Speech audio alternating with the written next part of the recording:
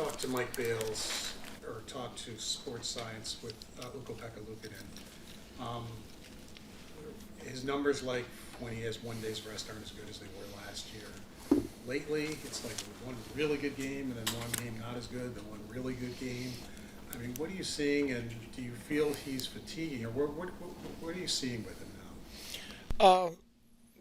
I think you always look at what he faces. I think we always get in a conversation about, how a goaltender's feeling, whether, fatigued or how much they're playing, and well aware of 1 day rest and 2 day rest and 3 day rest, and what those numbers look like. Sometimes those numbers can be skewed by how the team plays too and what you face. But we always talk about, where a goaltender is at when it comes to Upi and how much he's played. When is the right time to give him a rest, and does 1 day mean that much, or 2 days mean that much to him? And the answer has always been he feels great. It's not that he feels tired. So some of the ups and downs, I don't think we can put it on fatigue. Is that why you didn't play him last game? It was 1 day's rest, and those numbers aren't as good this year. Yeah, and part of it, Paul, 3 games in less than 5 days too. That's a big ask, really. When you're staring at a 2:00 game, and you've got a game earlier in the week that was at 7:00, so that's a lot of hockey. And the reason we took him out was just for that fact alone. But at the end of the day, do you feel he just needs to be better than he has been? Not that he's been awful. Yeah, no, I think as a group we're taking the approach. We all need to be better, including goaltending. I look at this trip, and I think probably the biggest influence in the games that could have been really good for us was our power play. When you get 6 power plays in a game and have a chance for your skill guys to operate in Calgary, and then I look at Edmonton, same thing. Our discipline was good. We had the power play in that third period. They could have won us a game, or at least given us the lead. Plenty of good opportunities, but it didn't make a difference for us. Calgary, the power play was just off. A lot of bad plays. At that Edmonton power play, we had 2 or 3 really good looks that we didn't finish on. How would you assess your forwards and how they've picked up the D-zone system that you've put together in terms of 5-on-5, their attention to detail and just the execution on that side of things? I think our D-zone has been, even on this trip, has been good. We've had some, like any team, you'll miss coverage, which costs you a chance usually. The biggest thing, I think, is when you get caught on a long shift, has hurt us. You look at Vancouver, you look at Calgary, even the Edmonton. We got off to a little bit of a tough start, but it was more puck play than coverage play. The game-winning goal was a coverage play, where if you really broke it down, it starts at the other end of the ice, where we have a chance to keep the puck in the offensive zone and we misplayed it. And then you got to go down and play a little bit tired in your own zone. We've seen Krebs on the power play here the last couple of games. We've seen him there in the past. What are you looking for from him? Win the draw. The biggest thing is a guy that's going to win the face-off for us. And the second part is a guy that's willing to, get around the goaltender and try to take the goaltender's eyes away. And we felt with Zucks out, that left-handed draw would be our best opportunity at that. How's Greenway doing? Good. He's doing good. He's been skating. Again, skated this morning. This is just me. I haven't even talked to our medical guys, but with the reports I'm getting, I anticipate him, getting back into practice in the near future for us. That'll be the first step of getting closer to the lineup. I think we're closing in on that.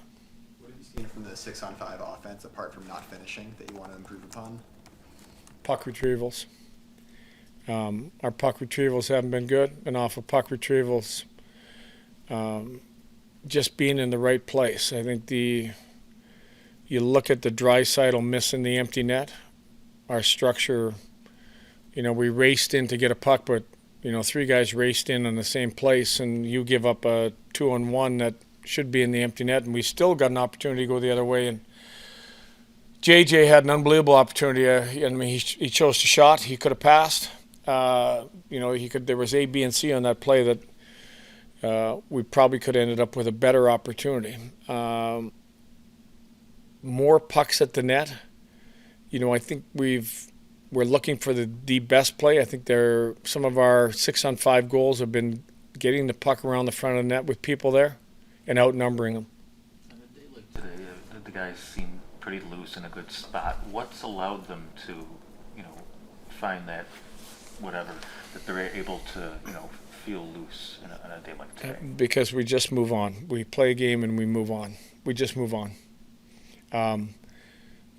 You can break the game any way you want it.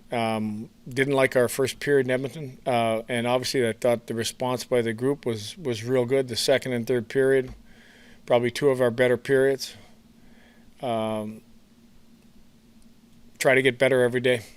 We had forward meetings and we had defense meetings. We had a small team meeting, but we broke it up today between forwards and defensemen and dealt with breakouts and dealt with trying to increase the percentage chance that some of our shots can go in by where we're getting pucks and making that next play. So, we spent like 20 minutes on that with each group.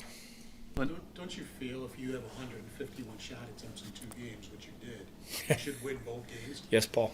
Correct.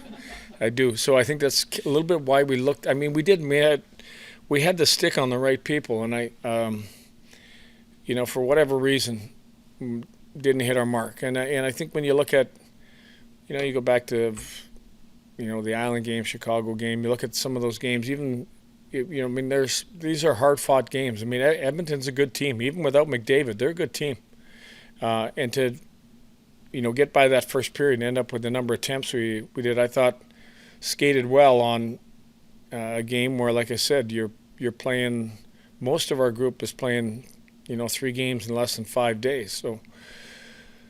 But the reward, when you get a couple breakaways, I mentioned this, you get a couple breakaways you don't finish on, 2-on-1, you don't finish. It means some of the high-quality stuff you have to turn into, good teams turn that into that third goal, which makes it almost, really tough for the other team to come back. They have to put a lot more risk in their game. The standings are the standings, Lindy, but do you get a sense based on what you've seen from your group 5-on-5 in the areas that you really need to correct that you're close to really playing a brand of consistent hockey where you can string together? Yeah, I think, you look even through when you go back to the 13 games, there was probably 5-6 games that it definitely should have, we played really good hockey, but we found a way to lose instead of finding a way to win. I thought we came out of that and we played some really good hockey. Even the Pittsburgh game, if you look at the amount of chances we had in that game again, it would go to shots and shot attempts like Paul mentioned. You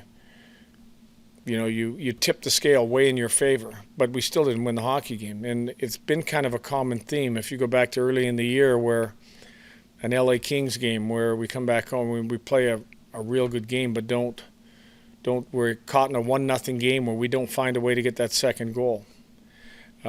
We've got to get better at taking advantage of our high-quality opportunities to put the opposition in a position where it's hard for them to come back. Thanks.